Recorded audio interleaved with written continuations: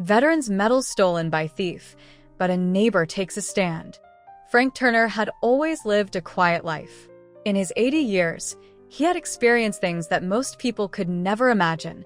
He had fought in wars, seen comrades fall, and lived through moments of sheer terror and inexplicable heroism. But as time passed, the noise of the world became more distant, and all that remained was the soft, steady rhythm of his daily routine. Before we can continue, if you support veterans, subscribe to this channel to help up creating amazing stories. Now, let's continue. He lived alone in a modest house on a quiet street in San Francisco, a home that had once been filled with the laughter of children and the warmth of family, but now stood empty, save for the hum of old memories. Frank had never been much for company. He preferred solitude, the simple life, and the peace that came with it.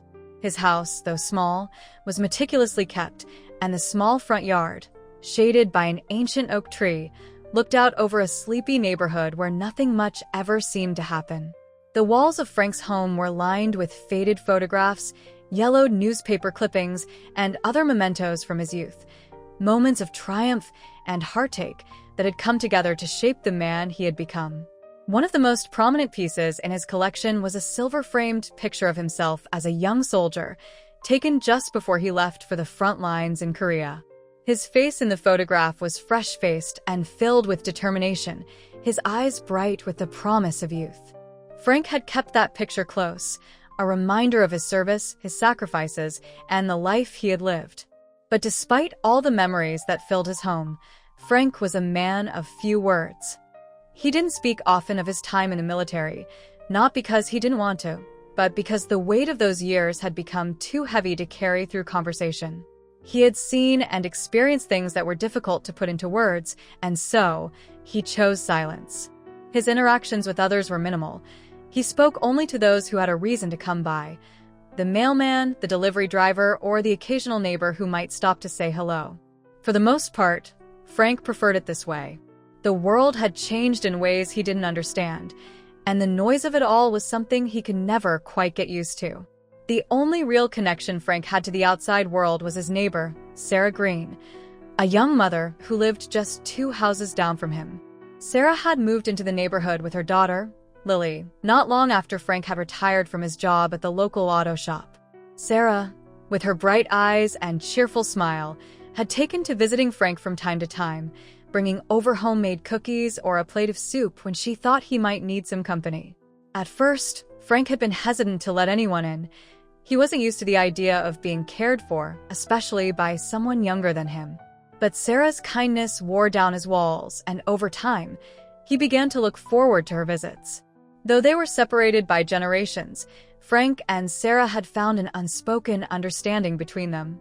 She admired him for his service, for the life he had lived, and she always listened attentively when he spoke, even if it was only in brief, fragmented sentences. She never asked him about the war. He had made it clear early on that he didn't want to discuss it, but she knew enough to show respect, and that was enough for Frank. In return, he often gave her practical advice on things around the house, like how to take care of the lawn or how to fix a leaky faucet. He had a wealth of knowledge to share, and Sarah was always eager to learn. Despite the connection between them, Frank's life had a quiet rhythm to it, and nothing ever seemed to disrupt it. His days were spent reading the newspaper, watching old war documentaries on TV, or simply sitting outside in the yard, watching the birds fly by. He was content in his own way. There were no grand aspirations left in him. He had lived a full life, and now all he wanted was peace. The war was behind him, his children were grown and scattered across the country, and his wife, who had been the love of his life, had passed away years ago. He missed her terribly, of course, but in a way, he had learned to live without her. Life had a way of moving forward, whether he wanted it to or not. And so, Frank spent his days in the same manner, mundane, predictable, yet comforting in its familiarity. There was an occasional visit from Sarah, a wave to a passing neighbor, and the steady rhythm of his own thoughts. He had no particular desires beyond this. His world was small, but it was his, and he had long since made peace with it. At night, Frank would sit in his favorite chair by the window, the one that overlooked the street, and watched the world outside go by. The neighborhood had changed over the years, with younger families moving in, some staying and others leaving, but Frank had remained the constant. The street was quieter now, the days of children playing outside fading into the past. Every now and then, a car would drive by, and Frank would glance at it, wondering if it was someone he used to know, someone from the past. But mostly, he was content just to be a quiet observer of life. On rare occasions, Frank would catch sight of a young man in military uniform walking down the street, and for a brief moment, he would feel a pang in his chest. It was the same feeling he always had when he saw someone in uniform, an odd mixture of pride and sorrow. The pride came from the knowledge that he, too, had once worn that uniform, had once stood with comrades in defense of something greater than himself. The sorrow, however, came from the realization that those days were long gone, and the young men who wore those uniforms would never truly understand what it had been like, what it had cost. But such moments were fleeting, and they passed as quickly as they came. Frank didn't dwell on them. He had learned long ago to let go of the past, to live in the present. The present was enough. He had his memories. And more than that, he had his medal, the one thing that had come back to him from those years of service, the symbol of his sacrifice. The medal hung proudly on the wall in the living room, a silver disc etched with intricate patterns and surrounded by a delicate ribbon. It was a simple thing, not much to look at, but to Frank, it represented everything he had endured. It was a reminder of his bravery, his loyalty, and the comrades he had lost along the way. That medal had been with him for decades, a constant reminder of a life that had been lived fully, though at times painfully. It was the only tangible link he had left to those days, and it had never occurred to him that one day it might be taken away. In the peaceful calm of Frank Turner's life, where each day bled into the next, there was a certain tranquility. He was untouched by the hustle and bustle of the modern world, content in his own small sphere. But all of that was about to change. It was a Tuesday morning, just like any other, when the quiet peace of Frank Turner's life was shattered. He had woken up early, as was his habit, and had taken his time with a cup of coffee, savoring its warmth as he looked out the window at the rising sun. The streets of his neighborhood were still, save for a few early risers walking their dogs or jogging past. It was, as always, a scene of calm serenity. The world seemed to pause each morning, just for a moment, and Frank reveled in that stillness. After breakfast, he had gone out into the yard, tending to his garden. The small plot of flowers and shrubs was something Frank had cultivated over the years, a little oasis in the heart of the city. It wasn't much, just a few roses, some geraniums, and a small vegetable patch that was mostly neglected. But to Frank, it was a source of quiet satisfaction. The touch of green, the delicate petals of the flowers, the fragrance that lingered in the air, it all gave him a sense of purpose, a small but tangible connection to the earth, to life. As he pruned a rosebush, a shadow fell over him. It was Sarah Green, his neighbor, who had come to check on him, as she often did. She was carrying a basket of freshly baked bread, the smell of it wafting through the air. "Morning, Frank," Sarah said, her voice cheerful, though there was a hint of concern in her eyes. "How are you today?" Frank smiled faintly. "Morning, Sarah. I'm good, just tending to the garden." He stood up and wiped his hands on his pants. "I can always count on you for fresh bread. You're spoiling me." Sarah laughed, a light and easy sound. "It's just a little something to brighten your day. I was thinking Lily and I could come over later to help you with the yard. It might do you good to get some company." Frank, ever the solitary man, had never been keen on too much fuss, but he appreciated Sarah's offer, as he always did. He knew she meant well. "Thank you, Sarah. "But I'll be fine. I can manage out here." They exchanged a few more pleasantries before Sarah headed back to her house, leaving Frank alone once again in his yard. But that afternoon, as he was preparing to take a nap in his favorite armchair by the window, something in the pit of his stomach told him that today would be different. The feeling was subtle, but it lingered in the back of his mind, gnawing at him as if something unseen was about to disrupt the fragile calm that had been his life for so long. That afternoon, when Frank returned inside after a short walk to the mailbox, something felt off. It wasn't that anything specific had changed, everything was in its place, as it should be. But there was a nagging sense that someone had been in his home. Frank paused at the front door, his hand on the knob, his senses tingling with unease.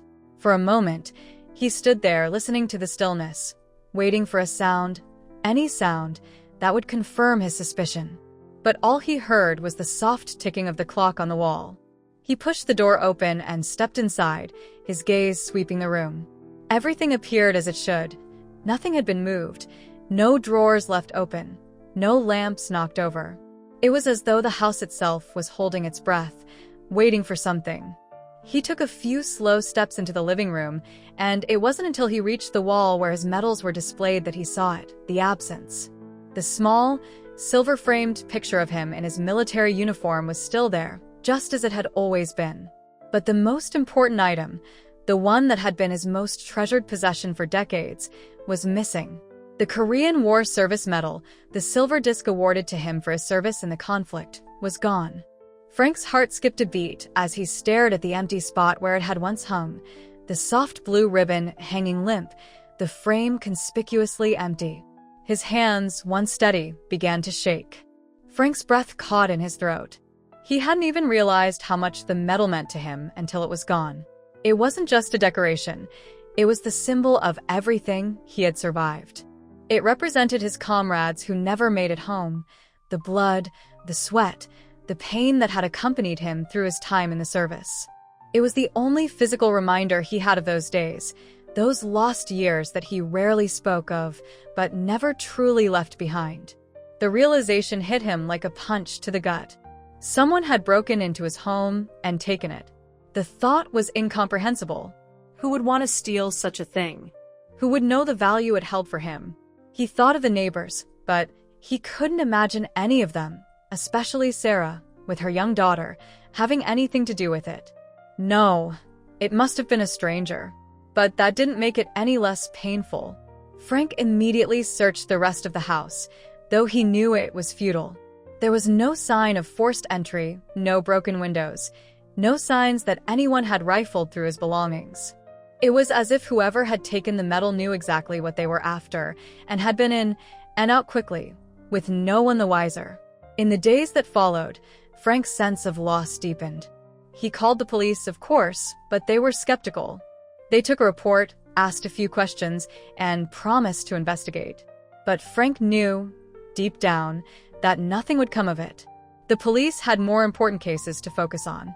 His case was just another footnote in a city that was becoming increasingly indifferent to the needs of the elderly, the forgotten generation.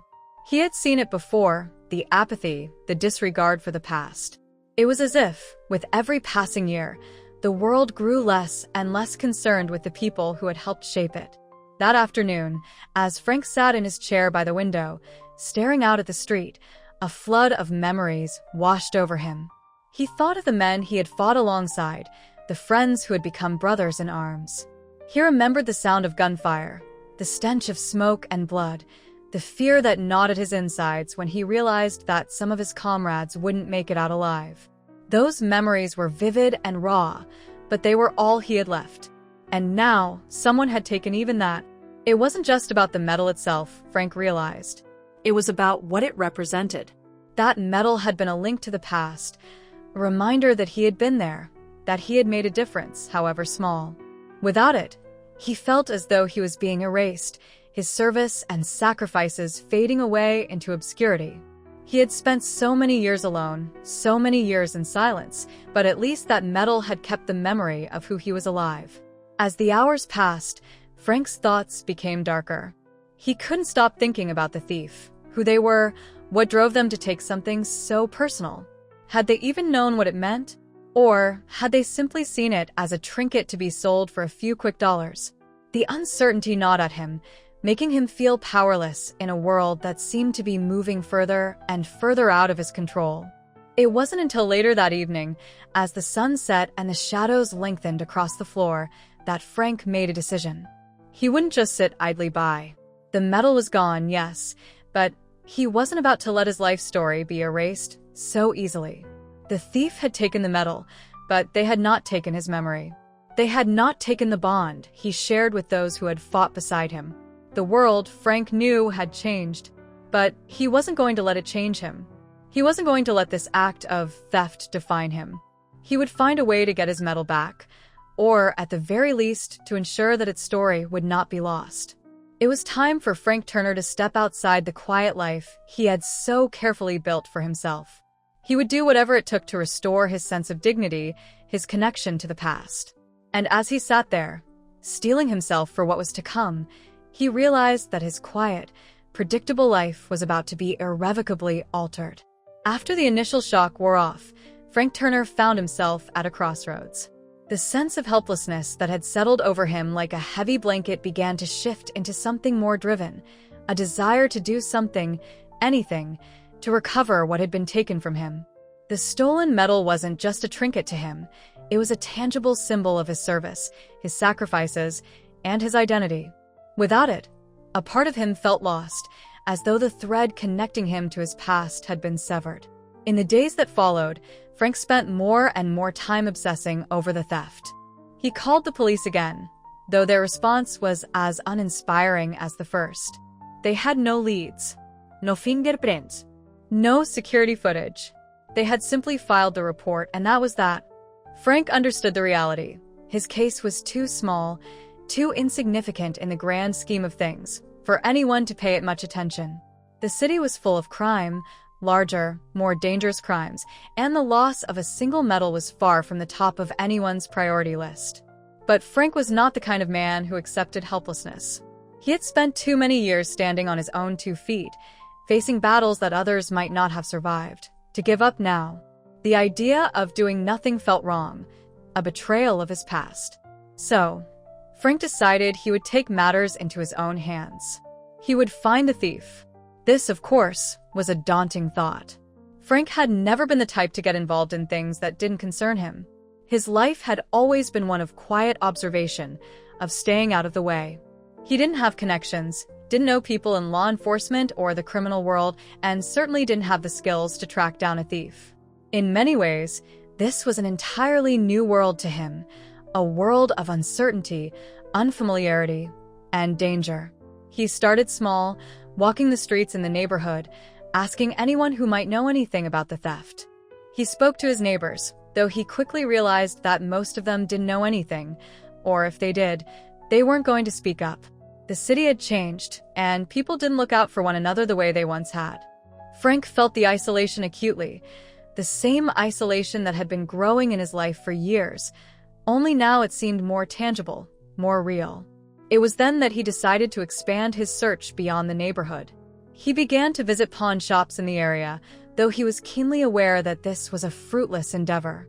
Still, he couldn't shake the thought that perhaps someone might have tried to sell the medal. The idea that his prized possession, the one thing that had linked him to his past, was now in the hands of a stranger, a person who may not even understand its significance, filled him with an almost unbearable sense of dread. In each pawn shop, Frank was met with polite but uninterested responses. The shop owners were too busy, too indifferent, to give him much attention. Frank would explain the story of the medal, the one that had been awarded to him for his service in Korea, the one that had been passed down to him after the war, but they simply nodded, often offering the same dismissive line. "We haven't seen anything like that here." Frank wasn't easily discouraged. He had seen far worse in his time, after all. But the futility of the search began to weigh on him. He was out of his element, completely unprepared for the task he had set before him. In his younger years, Frank had been a man of action, a soldier, a mechanic, a husband and father. But now, in his twilight years, he felt the weight of time pressing down on him. His knees ached, his back stiffened, and his mind, once sharp and focused, now struggled to keep up with the relentless pace of the city's ever-changing landscape. Days turned into weeks, and Frank's quest for the medal grew increasingly desperate. He couldn't understand why anyone would take it, why they would steal something that was so obviously personal, so irreplaceable. To him, the medal represented everything he had lost, and without it, he felt as though a part of his very identity had been erased. One evening, after yet another fruitless search, Frank was sitting at his kitchen table, nursing a glass of scotch, when his phone rang. He picked it up, half expecting it to be a telemarketer or one of the few friends he still had, but when he heard the voice on the other end, his heart skipped a beat. "Mr. Turner," the voice said. "This is Sarah Green. I hope you're doing well. I just wanted to talk to you about something. I think I might know where your medal is." Frank's breath caught in his throat. "What do you mean?" he asked, his voice hoarse. Sarah hesitated before speaking again. "I don't know if it's the same medal, but there's a pawn shop down on the corner of Market Street where I've seen a man walking in and out with a bunch of military memorabilia. He's been selling things, old photos, medals, uniforms. I didn't think much of it at first, but then I remembered what you said about your medal being stolen, and I thought maybe, just maybe, it could be yours." Frank's heart raced. Could it really be that simple? Could Sarah have found the one lead he had been missing? He didn't waste a moment. He grabbed his coat, not bothering to change out of his worn slippers, and headed out the door. Sarah had given him the name of the pawn shop, Jay's Collectibles, and Frank knew exactly where it was. He had walked past it countless times over the years, never once thinking that it might hold the key to his lost treasure. The shop was small, tucked between a laundromat and a coffee shop, with a cluttered display window that barely hinted at the items inside. The neon sign that read "We Buy Gold" flickered in the evening light, casting an eerie glow on the sidewalk. Frank hesitated outside the shop, his hand on the door handle. What if it wasn't there? What if Sarah was mistaken? He could feel his pulse thudding in his chest, the fear that had been with him ever since the theft creeping back in. But he pushed it aside. He couldn't give up now. This was his chance. He pushed the door open and stepped inside. The shop was dimly lit, its shelves crammed with a mixture of oddities: old watches, tarnished silverware, vintage toys, and, scattered throughout, various military relics. Frank's eyes scanned the shelves, but there was no sign of his medal. He walked further in, the scent of dust and old leather filling his nostrils, his heart pounding in his ears. Behind the counter stood a man in his 40s, wearing a faded t-shirt and a baseball cap. He looked up as Frank approached. "Can I help you?" the man asked, his voice sounding like he had been asked the same question 100 times that day. Frank didn't hesitate. "I'm looking for a military medal. Korean War, silver. It was stolen from me a few weeks ago. If you've seen it." The man's expression shifted, his eyes darting briefly to the back of the shop before he quickly masked his reaction. "I'm not sure," he said a little too quickly. "We get a lot of stuff through here. I can't keep track of everything." Frank's gut twisted. He knew that look. It was the look of someone who knew exactly what he was talking about but wasn't about to make it easy for him. "Listen," Frank said, his voice steely now. "I don't have time to play games. I've been looking for that medal for weeks. I'll pay whatever it takes. Just tell me if you have it, and we can work something out." The man shifted uncomfortably, glancing around as if to make sure no one was listening. Finally, he leaned in, lowering his voice. "You're not gonna find it here. That medal, it was sold to someone else. If you're looking for it, you're gonna have to go to a guy in Chinatown. He's the one who buys stuff like that. But I can't promise you anything. He's not exactly the type to make deals with just anybody." Frank felt a surge of hope, followed by a pang of uncertainty. Chinatown. The thought of venturing into that unfamiliar part of the city, into a world of underground dealers and shady transactions, made his stomach churn. But he had no choice. This was the only lead he had, and he wasn't about to let it slip away. "Where do I find him?" Frank asked. The man gave him a few vague directions, and with that, Frank knew that he was about to enter an entirely new world, one he didn't understand, one that frightened him. But he was determined. For the first time in a long while, Frank felt the fire of purpose burning in him again. He would not let the thief win. He would get his medal back, no matter the cost.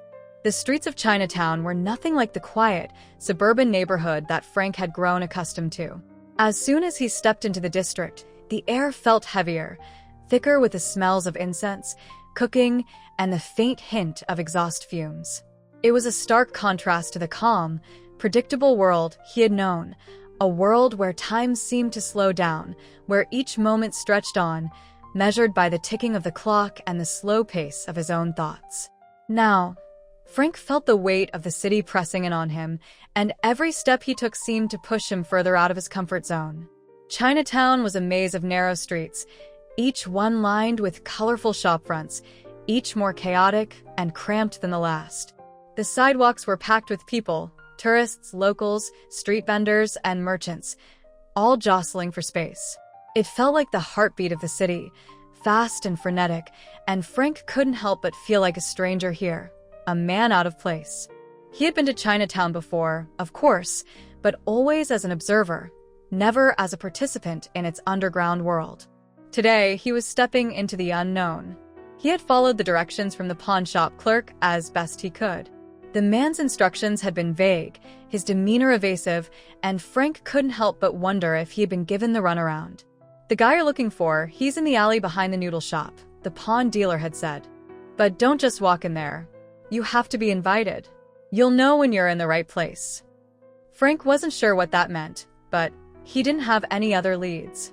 He had already walked for miles, his legs aching and his mind racing with thoughts of what he might find. He had been to pawn shops in the past, of course, once or twice when he had needed to sell a tool or an old watch, but never for something like this. The idea of dealing with people who traded in stolen goods, people who lived outside the law, made Frank uneasy. He wasn't sure what kind of man he was supposed to become in this world, but he knew one thing: he couldn't back down now. The alley was narrow and dimly lit, with strings of red lanterns casting a soft glow against the faded brick walls. The distant sound of clinking dishes and the murmur of voices from the noodle shop in the front of the alley did nothing to ease Frank's growing sense of tension. He paused at the entrance of the alley, his fingers tightening around the strap of his worn leather bag. For a moment, he considered turning back, heading home, where the quiet of his living room and the comforting hum of his old grandfather clock would welcome him. But then he remembered his medal, the years of service it represented, the blood, the sweat, the comrades he had left behind. No. He couldn't go back. He took a deep breath and stepped into the alley. The farther Frank walked into the alley, the more the world around him seemed to close in.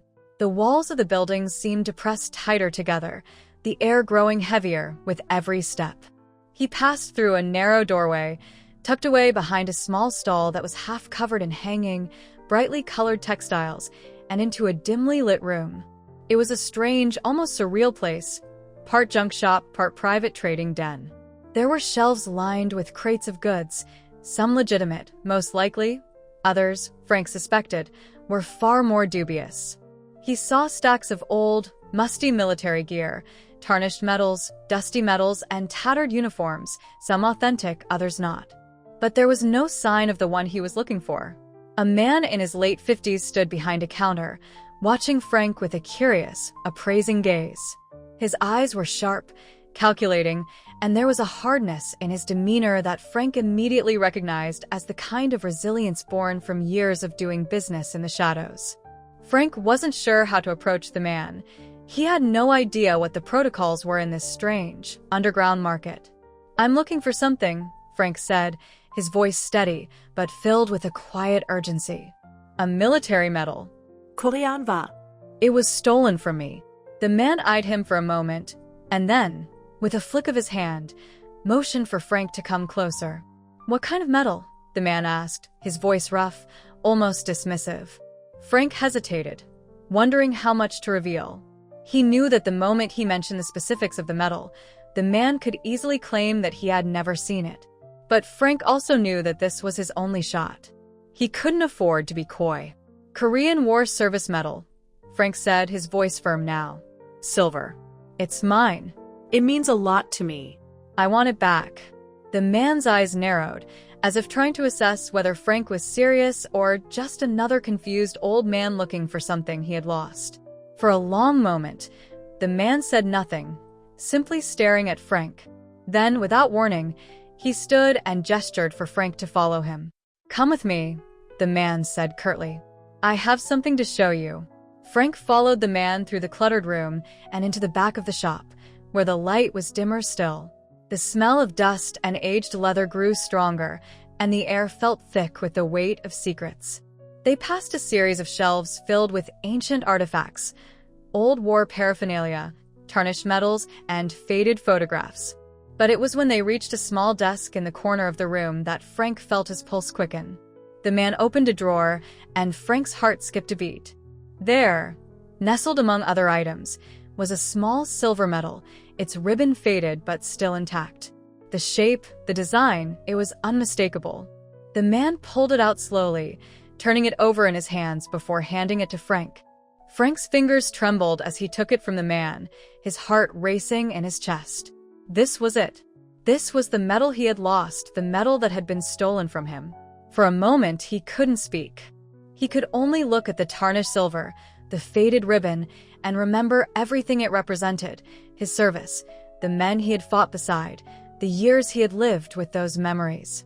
"This is it," Frank said softly, his voice filled with awe. The man didn't respond, his expression unreadable. Instead, he reached into a drawer behind the counter and pulled out a worn leather pouch. He opened it and slid a stack of bills across the counter. "You want it back, you pay the price," the man said. His tone was matter-of-fact, but there was a thinly veiled threat in his words. Frank stared at the money for a moment.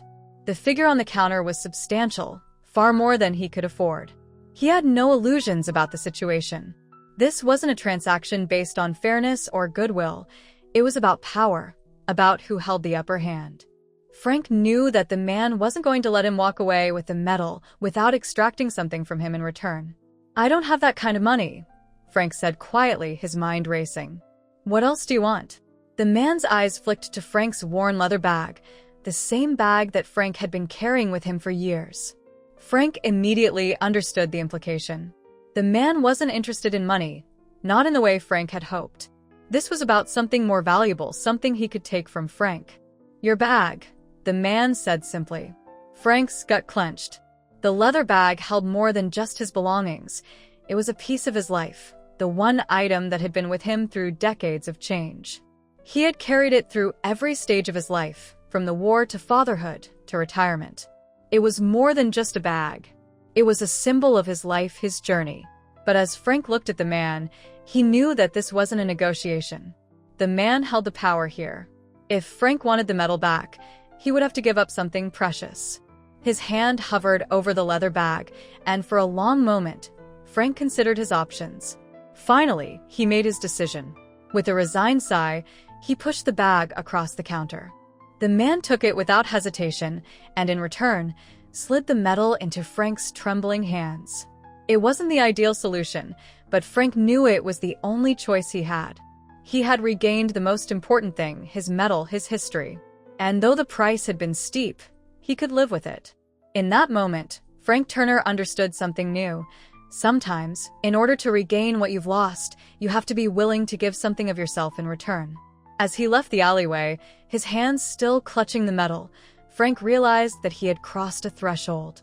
He had entered a world of shadows and risks, a world he didn't fully understand. But the journey wasn't over. He had faced a challenge, adapted to the unfamiliar, and walked away with what he had set out to find. The world might have changed, but Frank was ready for whatever came next. When Frank finally held his medal in his hands again, a strange feeling washed over him, a mixture of relief, joy, and disbelief. It was real. It was his.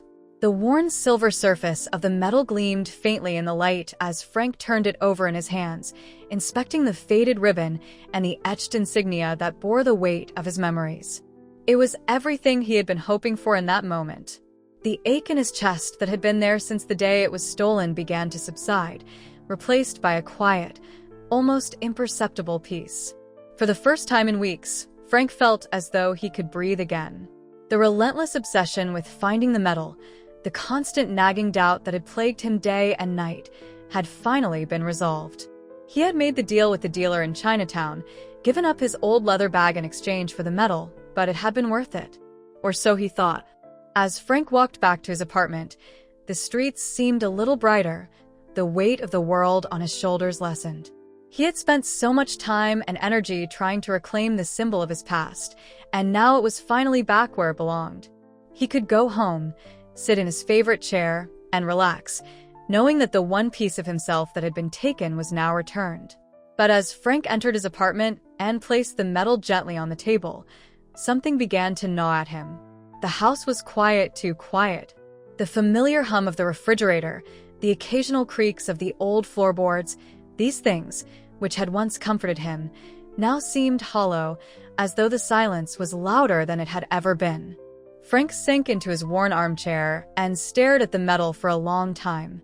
The flickering light of his lamp cast shadows over the silver surface, making it appear even more distant, almost unreachable. His mind began to wander, and as it did, he found himself questioning the decision he had just made. The dealer in Chinatown had been clear. You want it back, you pay the price. Frank had known that the moment he agreed to the deal, there would be a cost, one that went beyond the monetary. Yet, in the moment, he had convinced himself that it was worth it. But now, sitting alone in his apartment with nothing but the silence for company, Frank wasn't so sure. His fingers absently traced the surface of the medal, and his mind drifted to the memory of his years in Korea. The battles he had fought, the friends he had lost, those memories had been wrapped up in that very medal, the symbol of his service. But what had it truly meant, now that it was back?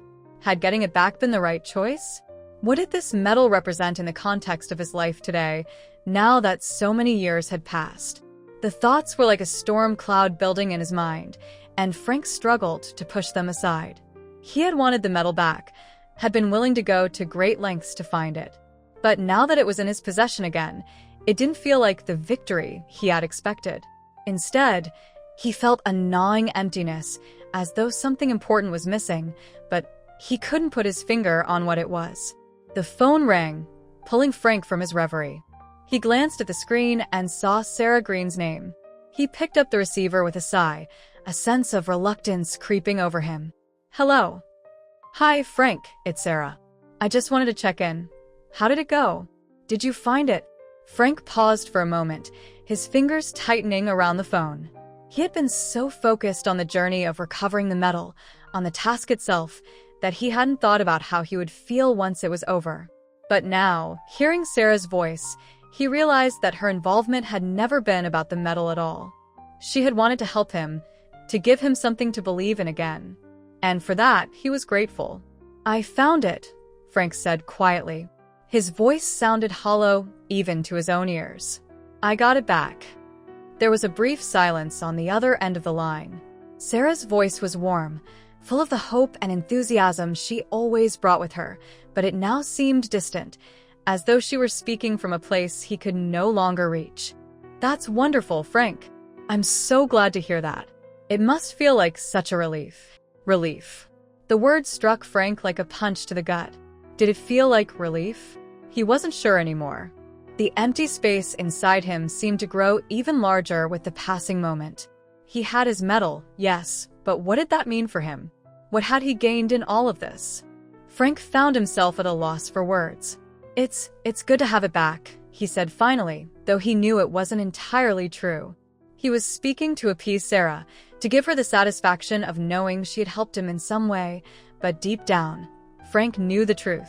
He wasn't sure what he had gained by recovering the medal, but it wasn't the closure he had imagined. The conversation with Sarah ended soon after.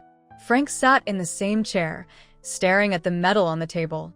He hadn't even bothered to pick it up again. The weight of it felt heavier now that he had actually gotten it back, as though the very object that had once symbolized so much had become a burden. The days that followed were strange. Frank's routine hadn't changed much. He still went out for his walks, still bought his groceries from the corner store, and still sat in his favorite chair at night. But everything felt different. The emptiness that had been there before the theft of the medal had not been filled by the return of it. Instead, Frank found that the emptiness had grown larger, more pronounced, as though the medal had somehow accentuated it rather than closed the wound. One afternoon, as Frank was out for a walk, he encountered a neighbor he hadn't seen in years. Mrs. Hernandez, an elderly woman who lived 2 doors down, was sitting on her front porch. Frank greeted her with a smile, but she looked at him with a curious expression, her eyes scanning his face. "Frank," she said softly, "you've seemed a little off lately. Is everything okay?" Frank didn't know how to answer her. He had always prided himself on his stoicism, on keeping his personal struggles to himself, but something about Mrs. Hernandez's gentle concern made him pause. For a moment, he wondered if she could see through the facade he had put up, if she knew that something inside him had shifted in the weeks since the medal had been stolen, and since it had been returned. "I'm fine," Frank said, offering a tight smile. "Just been a lot on my mind lately." Mrs. Hernandez gave him a knowing look, the kind that only someone who had lived a long life could give, a look that seemed to understand without needing an explanation. She didn't press him for more, but instead, after a long moment, she said, "Sometimes, Frank, you have to ask yourself what you really need, not what you want." The words hit Frank like a cold splash of water. He had spent so much time focusing on what he wanted, what he thought he needed, that he had failed to ask himself the harder question: what was it he truly needed? What was the medal really worth? Was it just a symbol of his past, or was it something deeper, something more meaningful? The question echoed in Frank's mind as he walked back to his apartment. What had he learned in the process of retrieving the medal? Had it brought him any closer to understanding himself, or had it only deepened the emptiness he had felt for so long? He didn't have the answers yet, but for the first time in a long while, Frank realized that the journey hadn't been about the medal at all. It had been about something much more personal, much more difficult to grasp. That night, Frank sat in his chair again, the medal in his hand.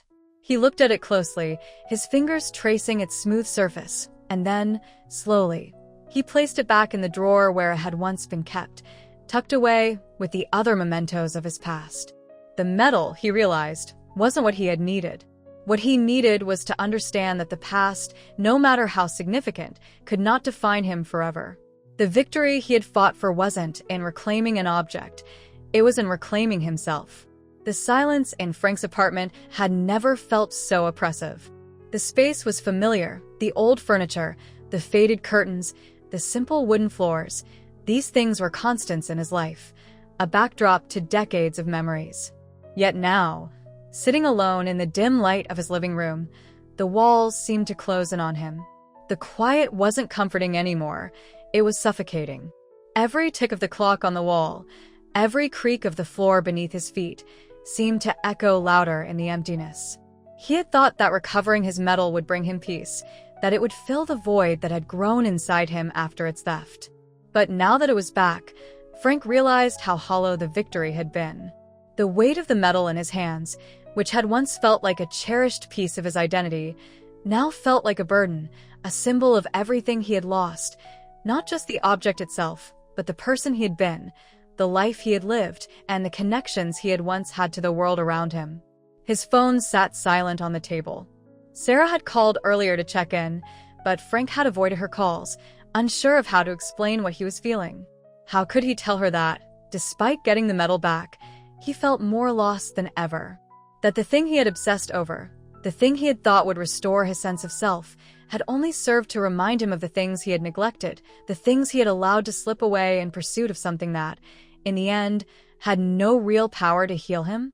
The truth was, Frank hadn't just paid the price of the medal. He had paid the price of his own obsession. For weeks, he had focused on the single goal of recovering the medal, pouring all his energy into the pursuit, sacrificing his peace of mind and his ability to connect with those around him. The medal had consumed him, become a symbol of everything that had gone wrong in his life.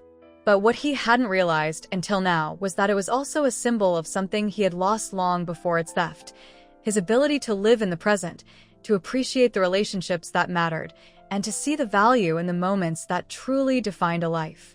Frank's mind drifted back to the moment in Chinatown when he had made the deal with the dealer.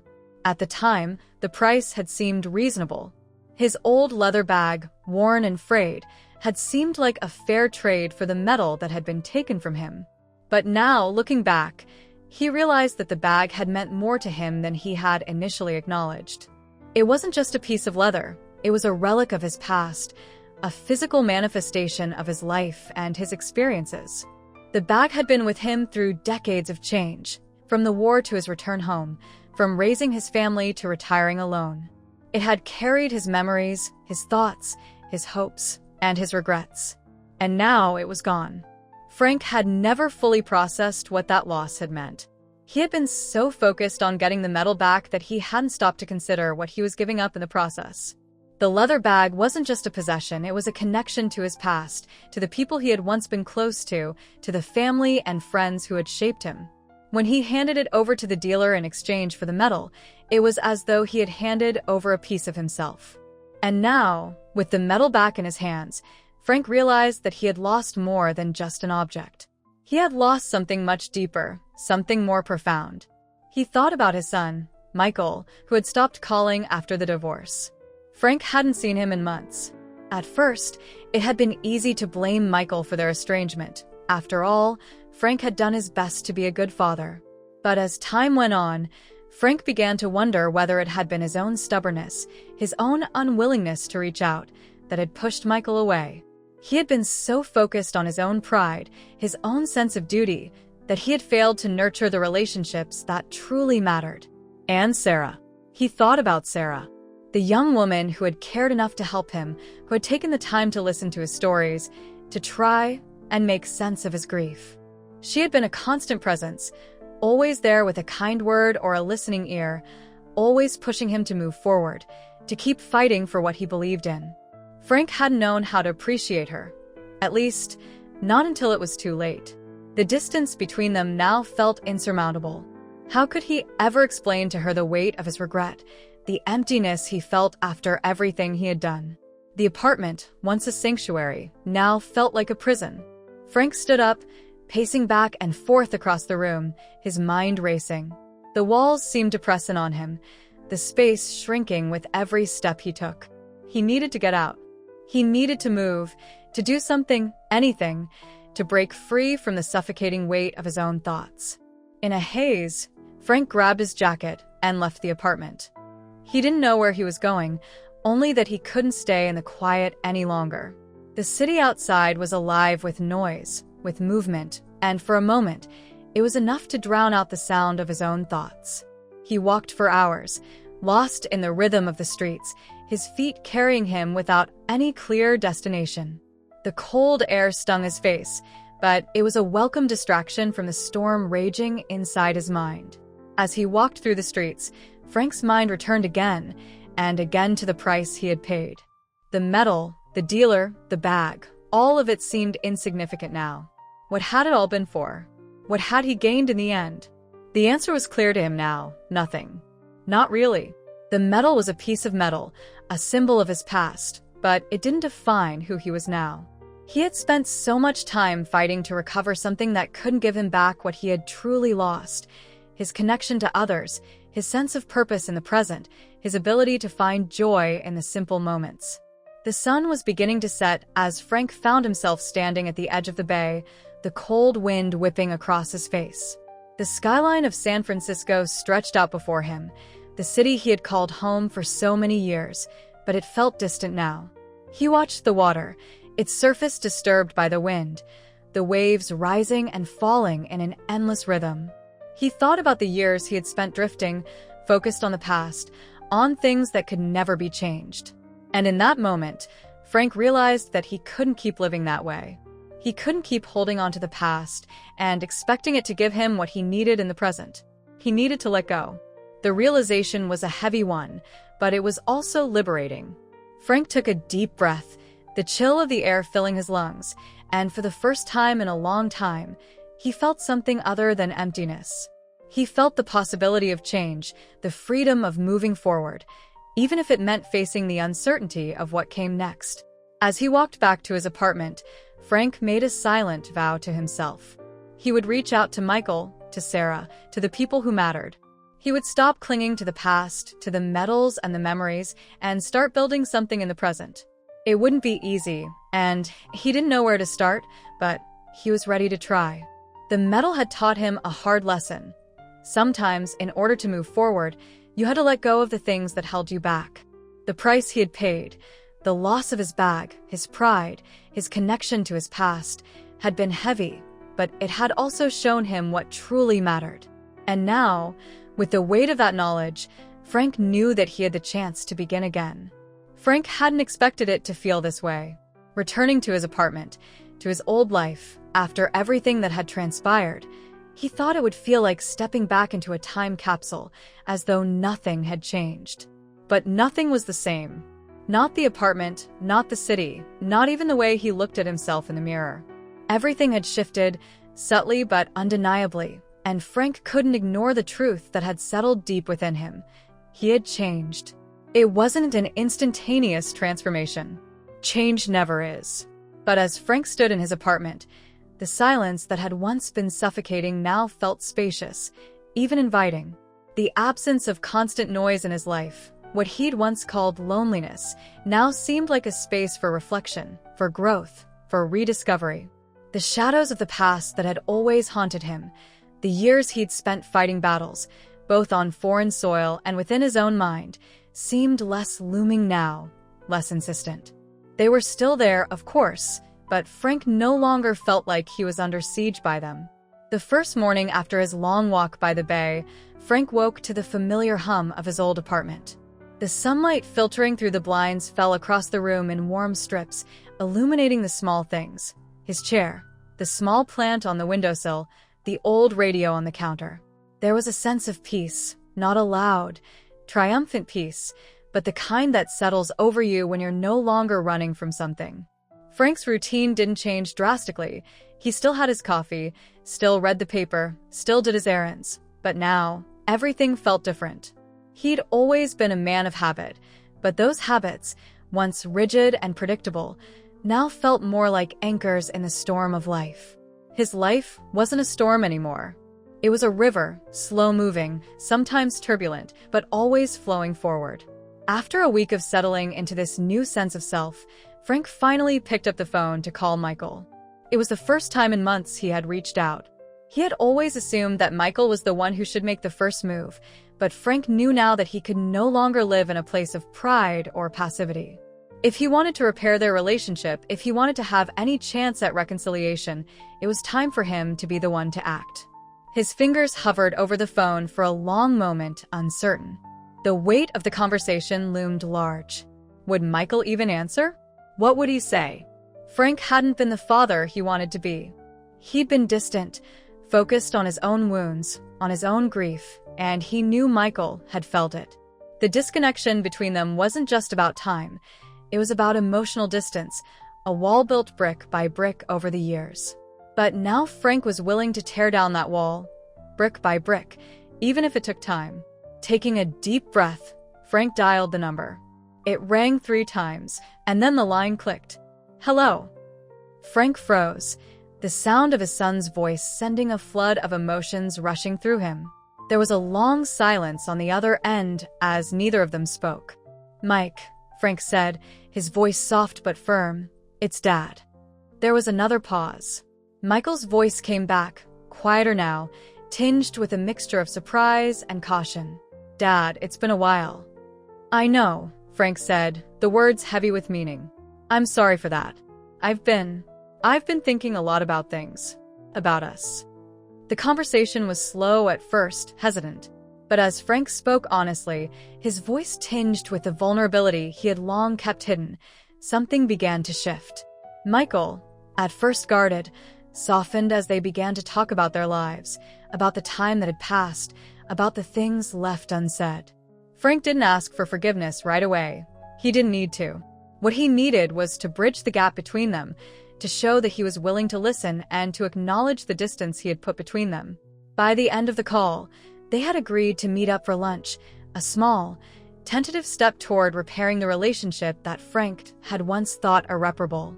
It wasn't the grand gesture. It wasn't the resolution of all their issues. But it was something.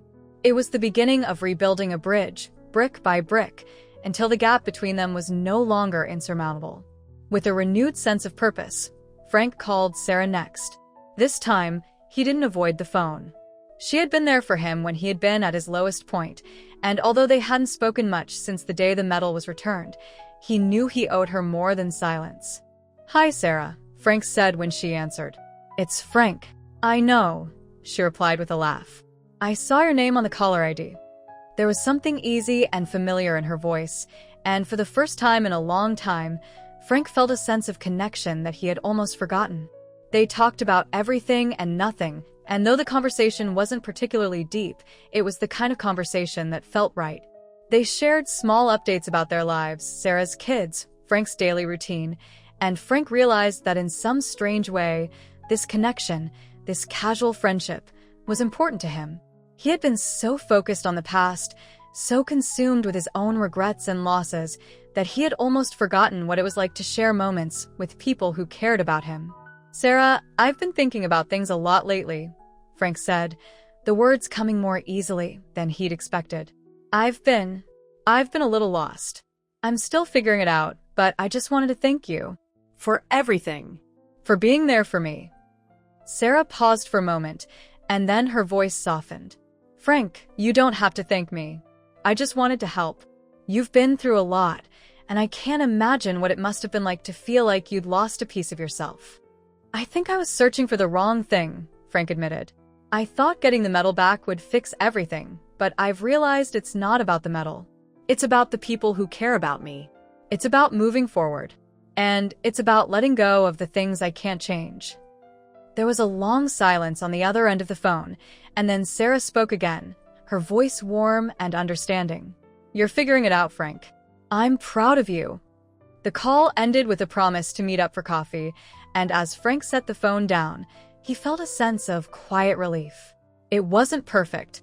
He still had a long way to go, but for the first time in months, he felt as though he was no longer stuck in place.